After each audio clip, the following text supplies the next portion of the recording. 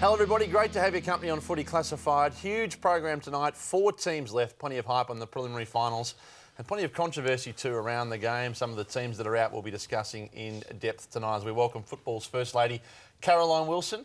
Who was the biggest winner or loser on the weekend? Oh, St Kilda was the biggest winner. St Kilda have really surprised me getting as far as they have. They started off the year, we all thought they were a top 4 team. They won the pre-season final. But then they have been very inconsistent, certainly in the first half of the season. Only a few weeks before the end of the season looked like not even making the 8. And now here they are in the top 4, genuinely deserve to be there. There's a horrible story unfolding for the Western Bulldogs too, had they lost, and I thought they were fantastic on Friday night as I welcome Glenn Archer to the program. Speaking of the Saints, great champions always come to the fore when they're under pressure. The Saints were under pressure. Nick Riewoldt, unfairly, I think, through the week was under some pressure, but gee, he answered. He certainly did. Had a bad game last week, and like you said, true champions, they bounce back, and he bounced back in a massive way. He did. He was just superb. I mean, you watched him in the pre-game. He gets out there early and he runs around, and you almost knew, you could almost guarantee that he was going to have an impact. You had Nathan Brown, the young first gamer, who's had a terrific year, but inside 15 minutes you knew it was going to be a horror night for Nathan Brown. Kicked 3 goals in the first quarter, but it was more the way he won the footy.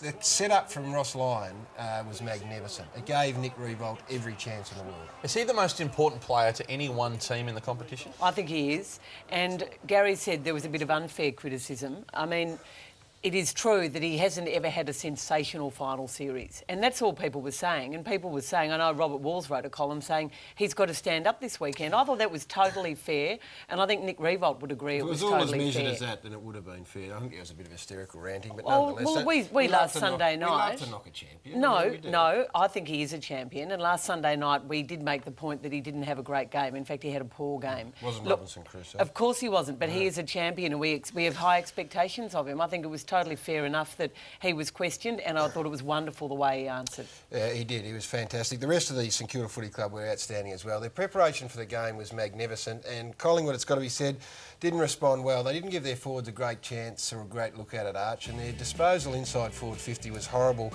These are marks taken from opposition kicks by St Kilda defenders. 14 of those inside their defensive 50, and you can see them graphed there and plotted.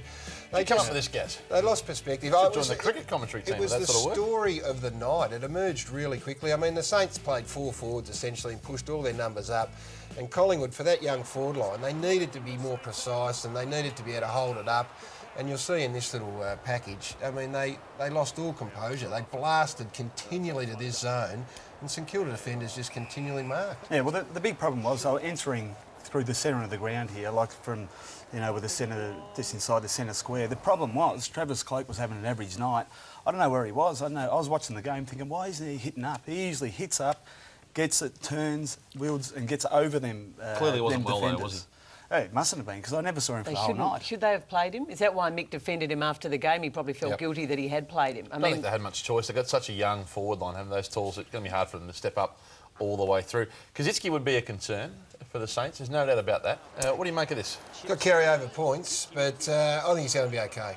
Given the precedent that we've seen the past 6 weeks, and we'll see them shortly, the key for me is he's not aware where the footy is. So he's not aware that the footy's come out at that particular time. He carried on with the tackle. It was a definite free kick. Not sure that it's worthy of a suspension at this particular stage. Milburn was the example. We'll have a look at that, the similar situation. Milburn and Jacob Surgeon from Port Adelaide. Milburn ended up getting a week. I think when we have a look at it, you'll see that the ball Didn't the Tribunal chairman have some words on this whole issue? Or am I misreading last time around? I can't remember. What did he say? I think he may have in his summation last time about... Gee, I'd be staggered if Cozzy went for that. Yeah, I don't think it will happen. It is an interesting one, though, isn't it? Yes. Well, it is, and I mean, let's have a look now at the ones we saw earlier in the year. I mean, this was Jacob Surgeon. Now, to me, this is the most similar one. Exactly the same. He's not aware that Harvey had got rid of the footy, continued with the tackle. Now, he got let off that. Now, you'll see the footy spill out there. I said at the time, I thought reasonable expectation is that Milburn would have seen the footy come out. Now, I think he got 4 weeks initially, could have got 3 with an early plea. He appealed it down to 1 week. I reckon that was the right, probably, result in that instance. So we take those two into consideration, and you can't always use them as a precedent. I don't think Cozzy had any idea where it was. I know, I'd be amazed if he was suspended. Yeah, so hopefully, I mean, you're 50 points for the carryover. Yep. Any a hint of a guilty plea is in trouble. guilty verdict, rather. Yeah, no, I think it'll be right for next weekend. The 23 on the ground for the warm-up, Gary. What did you make of that? Well, I haven't got a problem with it. I mean, Lenny Hayes is the player, I think, that was had some stomach cramps, Ross Lyon was quoted as saying, and if you've got a little bit of a doubt, you've got emergencies, well, use them. Go and warm them up, and just in case, if someone's in that situation, you've got to get him out there on the ground. I mean, he might have gone back in and really got crook, and I think they were at the stage where they thought he might miss, so I don't have a problem with it. He was having back spasms, and it was described as a bit of a crisis. I mean, it happened minutes before almost the game was about to start.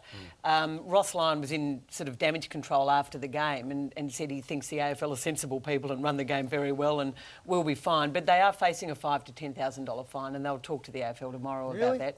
Well, that's the fine if you are found to have played funny boys, but I don't think that's the case. If it's funny buggers, fair enough. But I mean, if you've got a legitimate player who's under some real absolutely, doubt, I think you're entitled to do it. Yep, and it sounds like it was legitimate. So still, they're going to have to go through the process. Thought it was interesting your column in the Herald Sun on Saturday and how similar the tactics were of St Kilda, Gary. I'm sure Ross Lyon in the lead up. Yeah, I'm sure Ross. I don't know whether there was some intellect exchange. The story was four forwards. I mean, Mick coaches has had great success in being man on man.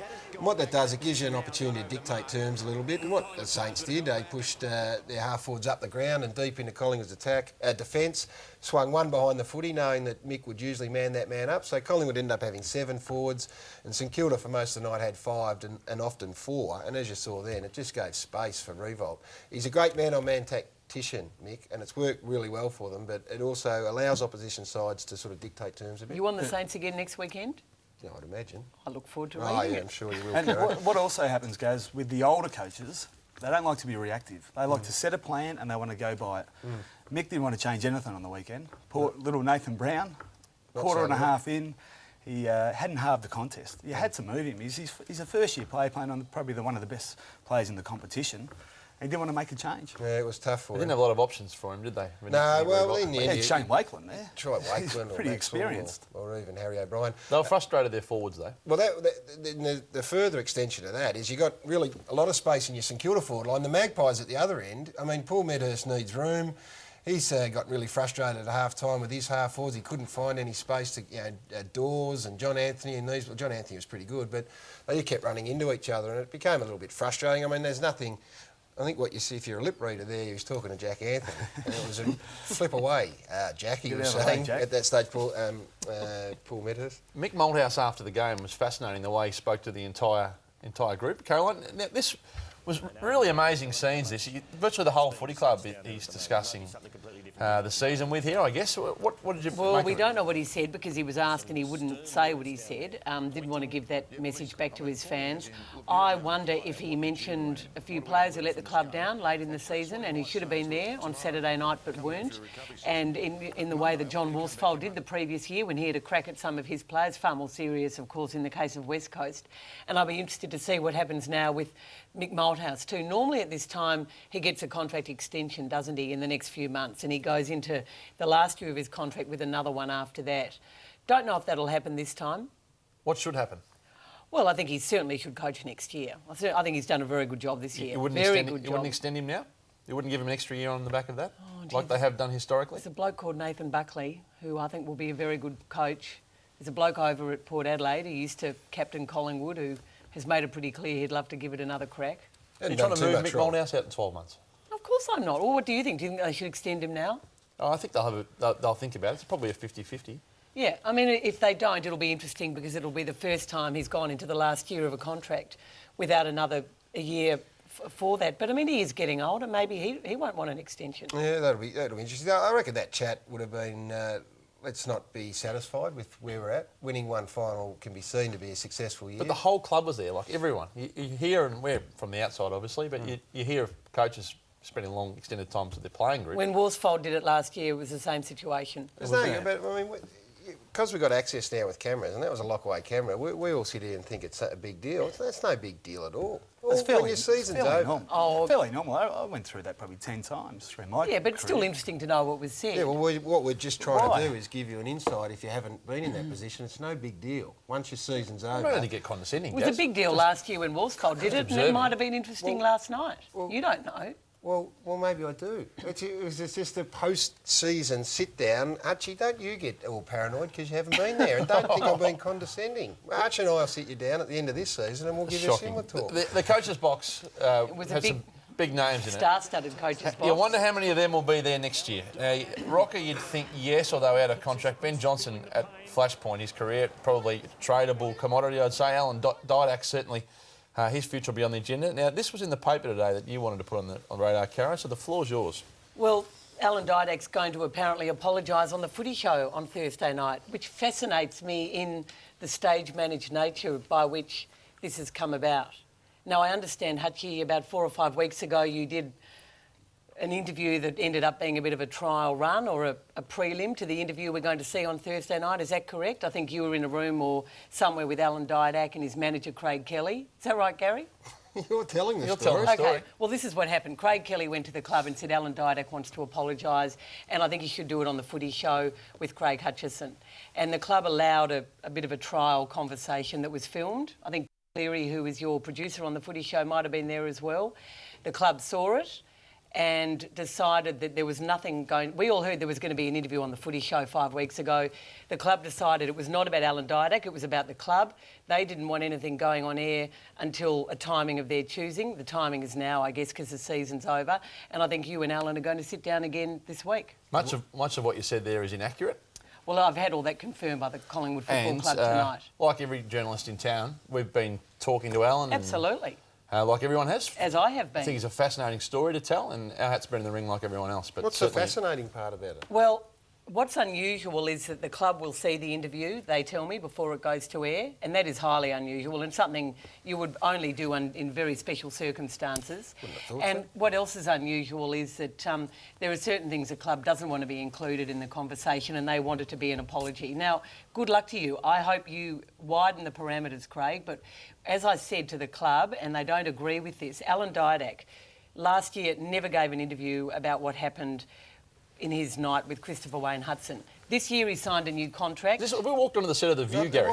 What's happening? This year, you've been very defensive, you two. What's the fascinating part? You're not prepared to talk about it. Spitballing about something that's going to be business. Thursday night. Can I make my point? Well, you've been going for a while. Can I finish my point? No. Get off air What concerns me is that there's a lot of stage managing of Alan Didak, and I don't understand why. Why can't he just be grilled by you live on the Footy show like other footballers There's no stage managing about it. If any interview does take place, and I don't know whether it will or won't. Oh, Collingwood tells me it will. An unconditional interview. It won't just be an apology. And that is just... You'll be able to ask about what happened on the night with why would you put yourself in that position as a journalist? Is it true you've what you're saying to me is insulting. What you've just rolled off there. Have you already met Alan Didak? Did you meet him 5 weeks ago? February this year to convince him and was one of the meetings filmed? Tara, why do we need to, we being the Footy show, need to explain what's in the Age tomorrow? What's in the Age on Tuesday? You never tell us how you go about getting your interviews. Absolutely I do. Excuse me? Ask away. You've always come in here and we say, have you got a big story? And you go, maybe. Oh no, but this is a past tense one. Hutchie met Alan Didak 5 weeks ago. Look, sour grapes is hard in our industry, and I find it disappointing that you've resorted to this. Hutchie, don't be silly. Normally I'd agree with you, but it's interesting that Alan Didak yet again is not necessarily facing up to a live interview or live television. If you get him on live, I would have thought that wherever Alan Didak decides to do something, and I still don't know where that'll be, that it would take some courage to do it. Did you 5 weeks ago record a conversation with Alan Didak? Catching up with Alan Didak and his management He won't answer the question. Did you record an interview or a conversation 5 weeks ago? Cook was seemingly one that we'll all support. Well, it's a no-brainer of Cooks this weekend. It's not really a cook because I think we all liked it. Just we want you to sit back and listen to the national anthem on Friday night, just before Friday night's game. Would you now please join with the players and the umpires as we stand for the Australian national anthem.